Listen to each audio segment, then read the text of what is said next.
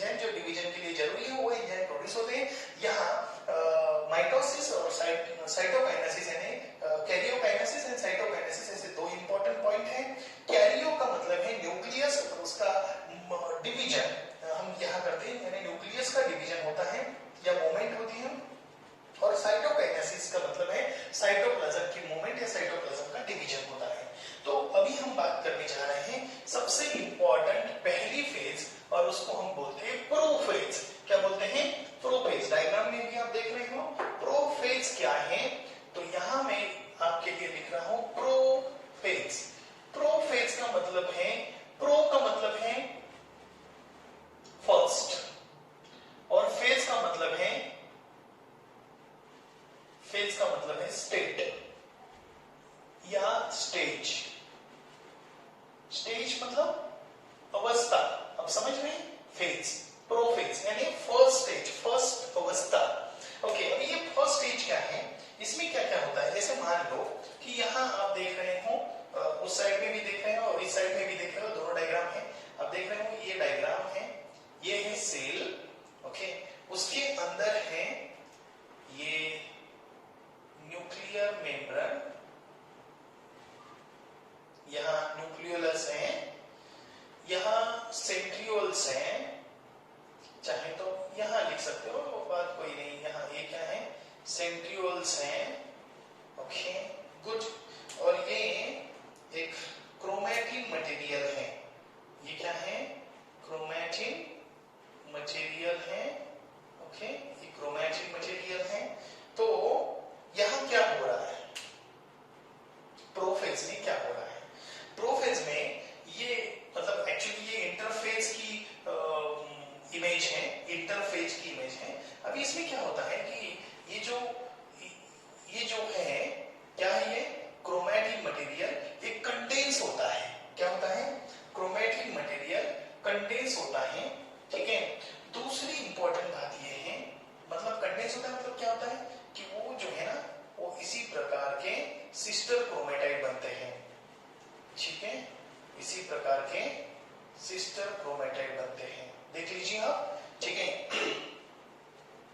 तो हम बात कर रहे थे माइटोसिस के फर्स्ट फेज की, और वो है प्रोफेज। और प्रोफेज में क्या क्या होता है जो मैंने बताया पहले, ये तो हम देख रहे हैं सेंट्रियोल्स है। क्या है?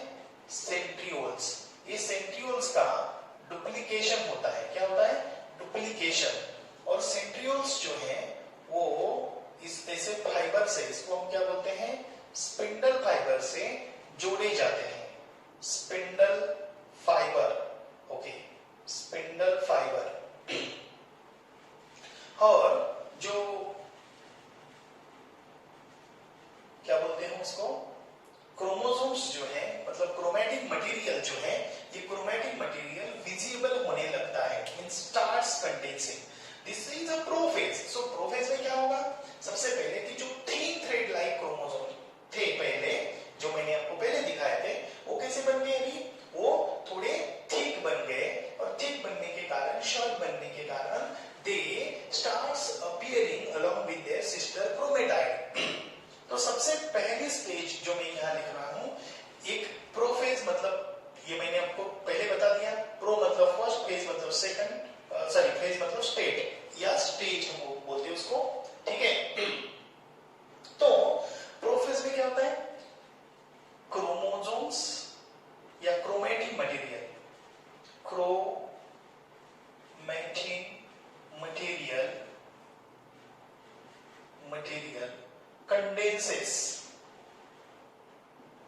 condenses to form short thick chromatide.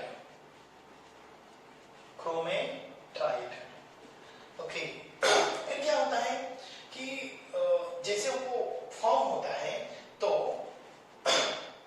The chromatide, then chromatide appears, how can you say that? When they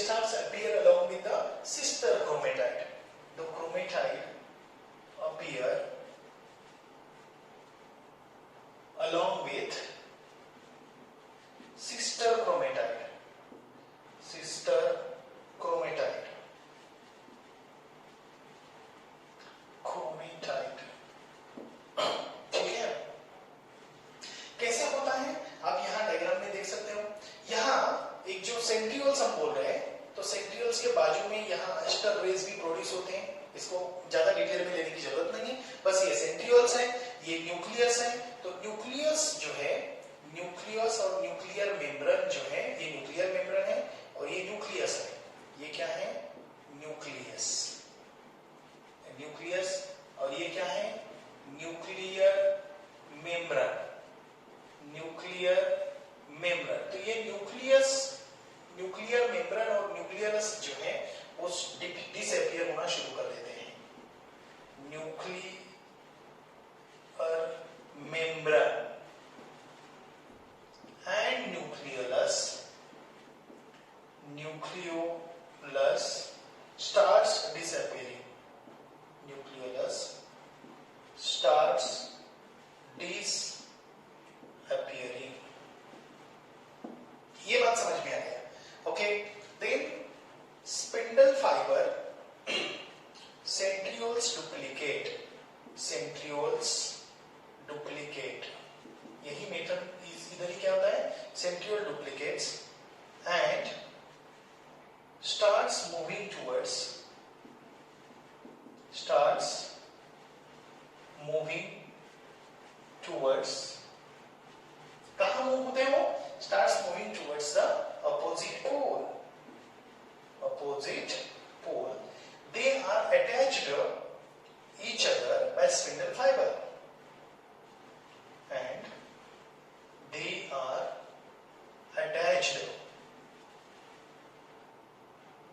by spindle fiber, spindle fiber at the centromere, at the centromere। Centromere के पास वो एक दूसरे को क्या होते हैं?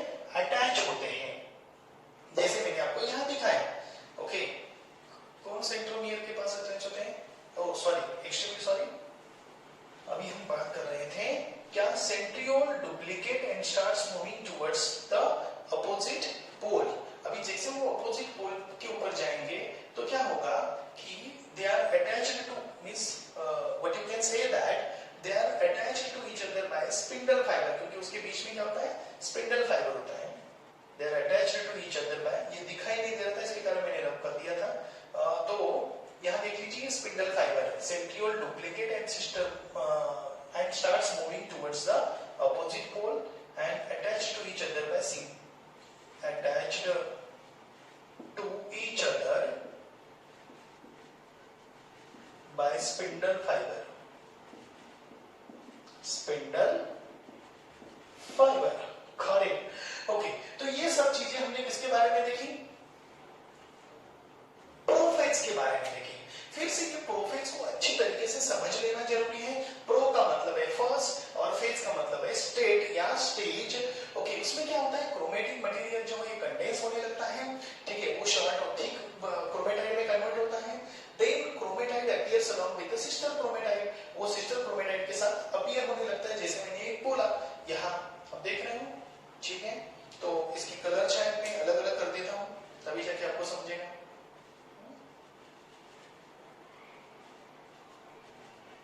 ठीक है।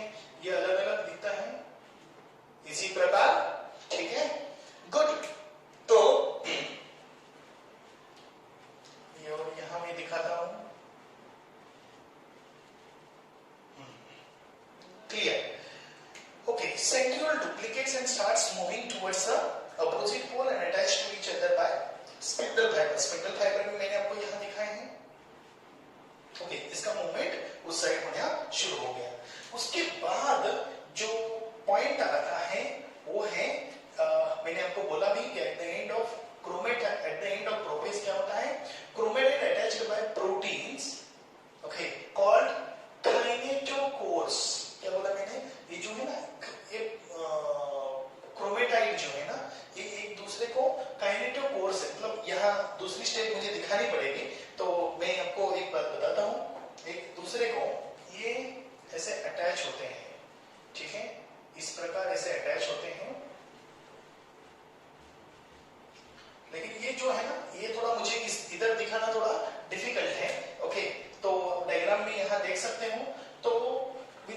Of centromere with the help of spindle fibre.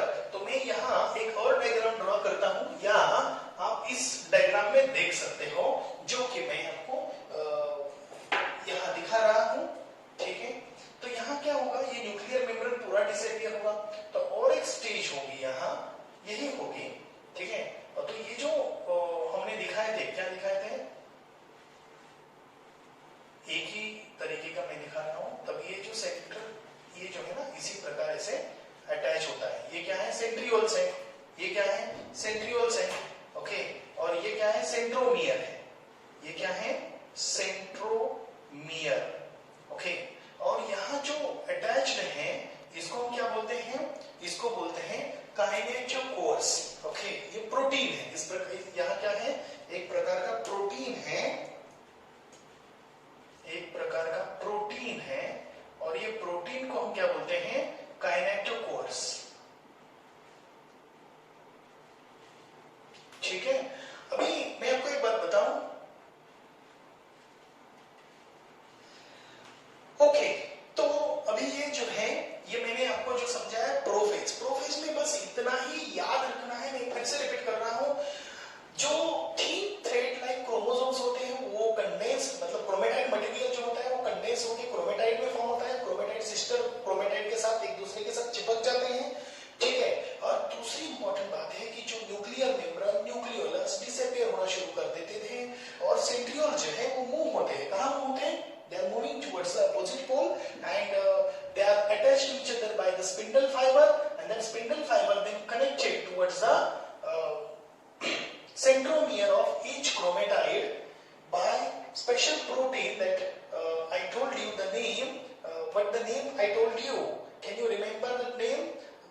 Correct. What you can say that the kinetochores. What the name is? Kinetochores. मैंने स्पेलिंग भी आपको बताया था, kinetochores. ठीक है, ओके गुड। अभी हम बात कर रहे हैं मेटाफेज की। ये मेटाफेज, मेटा का मतलब क्या है, मिडिल। ओके, मेटा का मतलब क्या है, मिडिल। मिडिल या हम क्या बोलते हैं, इक्वेटर। ठीक है, तो यहां मैं एक डायग्राम ड्रॉ कर रहा हूं, और ये डायग्राम है मेटाफेज की। मेटा का मतलब है इक्वेटर या मिडल। मतलब मान लो, अभी यहां क्या होगा, यहां जो प्रोफेज में जो प्रोसेस स्टार्ट हुई थी, यहां बिल्कुल यहां आते वक्त, मतलब मेटाफेज में आते वक्त कंप्लीट हो जाएगी। क्या क्या कंप्लीट होगा बोलो तो? सबसे पहले न्यूक्लियर मेम्ब्रेन कंप्लीटली डिसअपियर होगी, अब यहां न्यूक्लियर मेम्ब्रेन दिखेगी नहीं। ओके, दूसरा, क्रोमोसोम्स कंप्लीट करेंगे उसके कंडेंसेशन को, मतलब क्रोमोसोम्स का कंडेंसेशन कंप्लीट हो जाएगा। अभी जैसे कंप्लीट हो जाएगा, तो और जो सेंट्रियोल्स है ना, वो सेंट्रियोल्स देखो, ये अपोजिट पोल पे आ गए। सेंट्रियोल्स अपोजिट पोल पे आ गए, तो अभी उसमें से निकला जो स्पिंडल फाइबर है, वो इसी प्रकार दिखेगा। उससे से निकला जो स्पिंडल फाइबर है, वो इसी प्रकार दिखाई देगा। और जो क्या बोलते हैं उसको, क्रोमेटाइड या सिस्टर क्रोमेटाइड। ओके, मतलब क्रोमोसोम्स हम उसको बोलते हैं। क्रोमोसोम्स का कंडेंसेशन कंप्लीट होने के बाद वो विजिबल होंगे किसके साथ, सिस्टर क्रोमेटाइड के साथ। और दूसरी इंपॉर्टेंट बात कि वो एक दूसरे को अरेंज करेंगे, यहाँ डायग्राम में भी आप देख रहे हो, एक दूसरे को ऐसे इक्वेटोरियल प्लेन पे अरेंज करेंगे। कैसे अरेंज करेंगे, इक्वेटोरियल प्लेन पे अरेंज करेंगे। मैं यहाँ डायग्राम फटाफट ड्रॉ करने की कोशिश कर रहा हूं। ओके, जरा प्लीज,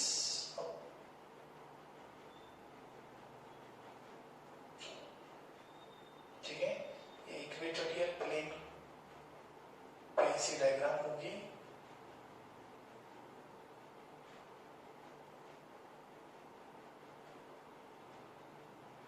अब ये इक्वेटोरियल प्लेन पे आ गया, ये क्या है, मतलब इससे ये मेटा प्लेट तैयार हो जाएगी। इसको हम बोलते हैं इक्वेटोरियल प्लेन। यहां मैं लिखता हूं इक्वेटोरियल प्लेन। आपने अर्थ देखी होगी, अर्थ का ये पोल होता है और ये इक्वेटर होता है, उसी प्रकार। ठीक है, तो ये इक्वेटर पे आएगा, और इसको कौन कनेक्ट करेगा, ये स्पिंडल फाइबर कनेक्ट करेगा।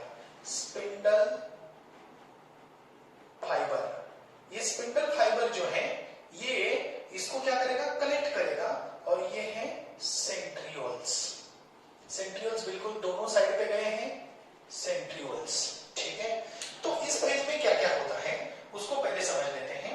ये मैंने आपको पहले बोल दिया कि न्यूक्लियर मेम्ब्रेन कंप्लीटली डिसअपियर होती है, जो कि हमने पहले बोल दिया। न्यूक्लियर मेम्ब्रेन अभी यहां नहीं रही।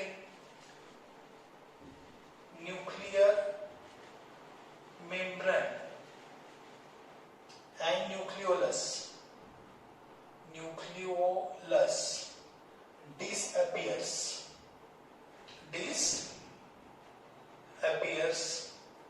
completely. Then third is what you can say that the condensation of chromosomes complete. Condensation of chromosomes complete. They become more visible. They become more visible क्योंकि वो हमें दिखने लगते हैं। ओके, क्या लगते हैं? दिखने लगते हैं। They arranged themselves, means they are arranged parallel to the equatorial plane. All the chromosomes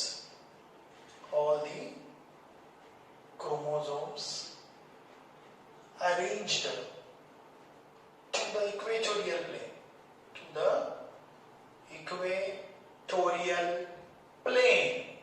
okay, and इसको हम सेंट्रल प्लेन भी बोलते हैं।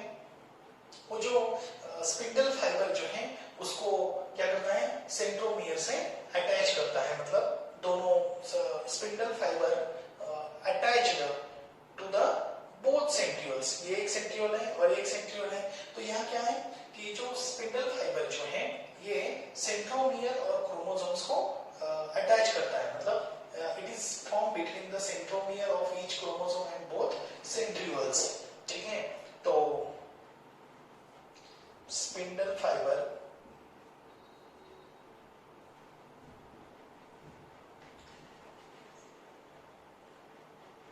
attached, or you can say that the formed between centrioles, both centrioles, you can say that the between both centrioles and centromere of each chromosome. Centromere of each chromosomes. क्या बताया मैंने? आपको समझ आ गया है? गुड। तो मेटा का मतलब है इक्वेटर या middle. Nuclear membrane and nucleolus disappears completely in this phase. Second, condensation of chromosomes complete. Okay, they become more visible. Okay, यहाँ visible दिख रहे हैं। यहाँ उनका स्टडी करना बहुत आसान होता है। All the chromosomes arrange themselves at the equatorial plane. Spindle fiber forms the between the both centromeres and the centrioles and both centromere of each chromosome. तो सेंट्रोमियर जो है हर एक क्रोमोसोम का, उसके बीच में और दोनों सेंट्रियोल के बीच में ये फॉर्म होता है। अब ये वो क्या करेंगे? अगली जो फेज है जिसको हम क्या बोलेंगे? एनाफेज। अभी यहाँ मैं एक मजे की बात, इसी को ही ऐसे मैं रब कर रहा हूँ। ओके, और यहाँ मैं एनाफेज को समझा रहा हूँ। इसी डायग्राम को समझाते समझाते मैं एनाफेज को समझाऊंगा। एनाफेज, और ये एनाफेज क्या है? अभी आप देखिए यहाँ क्या हो जाएगा? ये टूट जाएगा। ओके, और इसको थोड़ा ऊपर पुल करेंगे। क्या करेंगे? ऊपर पुल करेंगे। और इसको इस प्रकार ऐसे पुल करेंगे। देखो क्या हो गया है? इधर से चेंज हो गया है। इसको इस प्रकार ऐसे पुल करेंगे। ठीक है, इसको ऐसे पुल करेंगे। बहुत बढ़िया। ओके, अब देख रहे हो क्या हो गया है यहाँ? इसको बस एनाफेज का मतलब है, एना का मतलब है कि you can say that the at the short phase, you can say, but the ana means short. Ana का मतलब क्या है? शॉर्ट। और फेज आपको पता चल गया है, तो शॉर्ट फेज हम उसको बोल सकते हैं। इसमें सिर्फ इंपॉर्टेंट पॉइंट क्या होता है? एक कि जो क्रोमोसोम्स हैं वो सिस्टर थे, अभी डॉटर बन जाएंगे।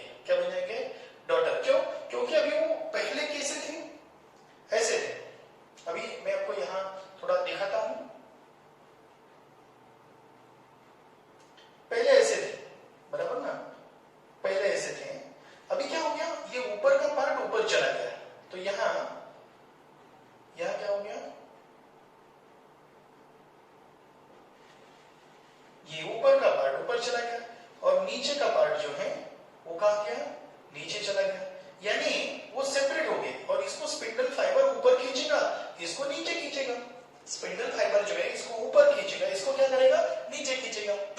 ओके, सो यहाँ एनाफेज में क्या होता है, सेंट्रोमियर स्प्लिट होता है। क्या होता है, सेंट्रोमियर स्प्लिट्स। नंबर 1 एकदम इंपॉर्टेंट पॉइंट है कि जैसे स्प्लिट होता है तो सिस्टर क्रोमोटाइड सेपरेट होते हैं एंड सिस्टर क्रोमेटाइड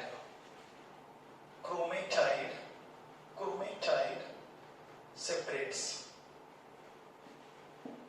नंबर 2, अभी जब मैंने आपको बोला, क्या बोला, अभी देखो ये सेपरेट हो गए, अभी क्या होंगे, they are pulled apart in opposite direction. Okay, they are pulled apart in opposite direction. In what? Opposite direction. Good. Okay. Important बात ये है कि जो separated sister chromatide है उसको क्या बोलेंगे हम, daughter. Now the separated sister called as a sister chromatide called daughter chromatide, DAUGHTR, daughter chromosomes। हम क्या बोलेंगे उसको, daughter chromosomes बोलेंगे।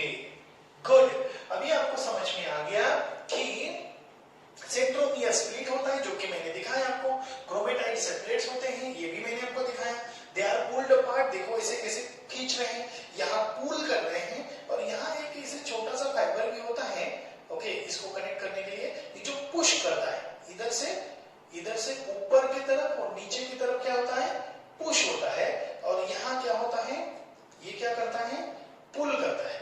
पुश और पुल के कारण ये एक दूसरे को ऐसे खींचते हैं, ठीक है, and in this way set of chromosomes reach at the opposite पोल।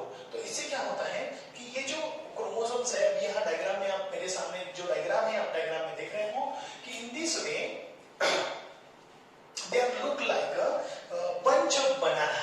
कैसे दिखते हैं, बनाना दिख रहे हैं ऐसे, ओके, तो ये बनाना जैसे दिखते हैं, means the chromosomes being pulled apart from each other, they look like a bunch of banana. So now what you can say that the chromosomes, the daughter chromosomes, yeah, they look like banana. बस इतना ही लिखता हूँ, look like banana, ठीक है। Good, important point ये है कि अभी ये बनाना जैसे दिखते हैं, वो क्या जाएंगे, ऐसे ऊपर जाएंगे, तो यहाँ आएंगे वो, ठीक है ना, यहाँ आएंगे, यहाँ का पूरा पार्ट निकल जाएगा, तो ऐसे वो कहाँ जाएंगे, अभी ये ऊपर जाएंगे, ठीक है,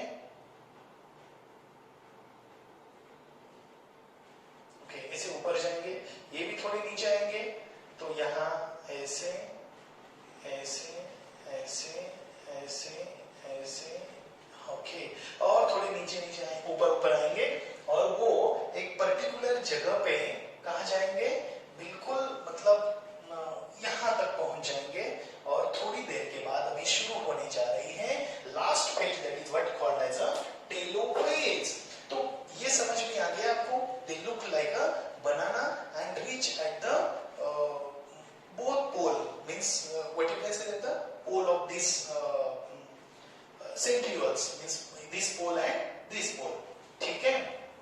अभी हम बात करेंगे टेलो का मतलब क्या है, last phase, end of the mitosis का मतलब माइटोसिस की ये जो कैरियोकाइनेसिस की जो लास्ट फेज है, उसको हम क्या बोलेंगे, टीलोफेज। क्या बोलेंगे, टीलोफेज। टीलो का मतलब मैंने क्या बोला, लास्ट, ओके, टीलो का मतलब है लास्ट, टीलो का मतलब है लास्ट फेज, ओके। अभी यहाँ क्या हो रहा है, यहाँ और एक मैं डायग्राम ड्रॉ कर रहा हूं, और यहाँ अभी कुछ अलग होने लगा, यहाँ वो जो थे ना, वो सेंट्री, यहाँ न्यूक्लियस फॉर्म होने लगेगा, ये क्रोमैटिक मटेरियल जो है ये खोलने लगेगा, यहाँ इस प्रकार ऐसे क्रोमैटिक मटेरियल खोलने लगेगा,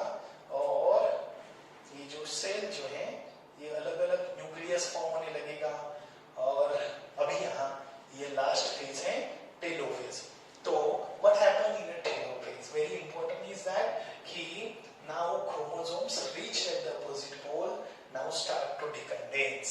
Okay, so what you can say that the chromosomes reached at opposite pole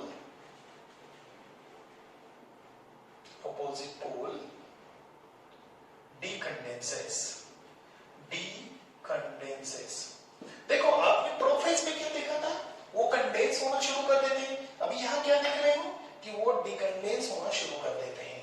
डिकंडेंस यानी फिर से वो घुल जाते हैं, मतलब पहले थिक दिखते थे, शॉर्ट दिखते थे, विजिबल होते थे, अभी ये इनविजिबल होना शुरू हो जाएगा। Decondenses and become visible and invisible.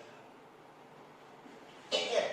दूसरा और very important step is that कि वो फिर से मतलब इनविजिबल तो होने लगेंगे, फिर उसके बाद जो मेम्ब्रेन है, न्यूक्लियर मेम्ब्रेन, उसके बाजू में मैंने आपको ये बताया कि इसके बाजू में क्या फॉर्म होने लगेगी, न्यूक्लियर मेम्ब्रेन।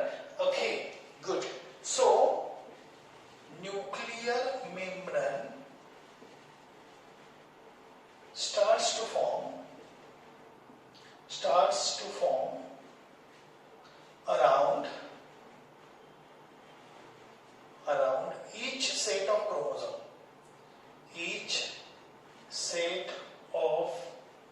chromosome, हर एक जो सेट है उसके बाजू में क्या फॉर्म होना शुरू हो जाएगा, न्यूक्लियर मेम्ब्रेन फॉर्म होना शुरू हो जाएगा। जैसे न्यूक्लियर मेम्ब्रेन शुरू हो जाएगा, मतलब you can say that each set of chromosomes reach at the or at the both pole, you can say that at both poles, दोनों पोल पे जो मतलब यहाँ एक पोल है, यहाँ एक है, ये अभी ये क्या है, ये सेल है, ये अंदर क्या हो रहा है, ये अलग अलग, यहाँ न्यूक्लियर मेम्ब्रेन फॉर्म हो रही है, ये अंदर क्या हो रहा है, what is this, here is what you can say that the nucleolus, ये क्या है, न्यूक्लियोलस। इसका मतलब यहाँ और एक पॉइंट हो सकता है कि nucleolus also become visible, or you can say that the two daughter nuclei are formed inside the cell. Okay, इसके कारण तो nucleolus forms inside the two daughter nuclei, मतलब यहाँ एक डॉटर न्यूक्लियस और ये एक डॉटर न्यूक्लियस, ऐसे कितने हो गए, दो डॉटर न्यूक्लियस हो गए। Got it. ओके, इससे क्या होगा कि स्पिंडल फाइबर भी डिसअपियर होगा। Okay, and the spindle fibre disappears, spindle fibre, centriole, ये सब क्या होते हैं, डिसअपियर होते हैं इस पर्टिकुलर फेज में। स्पिंडल फाइबर में थोड़ा अच्छी तरीके से लिखो याद, spindle fibre and centrioles disappear. ठीक है, and this completes the karyokinesis. This complete the karyokinesis. तो कैरियोकाइनेसिस इससे क्या होगा, कंप्लीट होगा। अभी जैसे कैरियोकाइनेसिस कंप्लीट होगा तो आपको क्या करना है, आपको यहाँ आगे की फेज शुरू करनी है, मतलब यहाँ ये सेल जो है ये आगे की फेज शुरू करेगी, जो मैंने आपको बताया था। और वो कौन सी फेज है, वो है साइटोकाइनेसिस। साइटोकाइनेसिस का मतलब है साइटोप्लाज्मिक डिवीजन। तो यहाँ आप देख रहे हैं कि जैसे टेलोफेज हो रहा है, तो टेलोफेज के साथ साथ यहाँ साइटोकाइनेसिस भी हो रहा है। तो ये जो सेल है ये यहाँ से इस प्रकार ऐसे क्या होगी, या फरो फॉर्म होगा। ठीक है, यदि ये एनिमल सेल है उसको नॉच भी बोलते हैं, और ये नॉच ऐसे अंदर अंदर अंदर अंदर जाएगा। ओके, और इससे क्या होगा, एक नई सेल फॉर्म होगी, और इस प्रोसेस को हम क्या बोलते हैं, साइटोकाइनेसिस। क्या बोलते हैं, साइटोकाइनेसिस। और फिर अलग प्रकार के दो सेल्स होंगे, और जिसमें हमें न्यूक्लियर मेम्ब्रेन, न्यूक्लियस कुछ भी दिखाई नहीं देगा। Got it. तो इसी प्रकार ये सेल डिवीजन होता है, कंटिन्यूअस सेल डिवीजन। ये साइटोप्लाज्म डिवीजन, साइटोप्लाज्म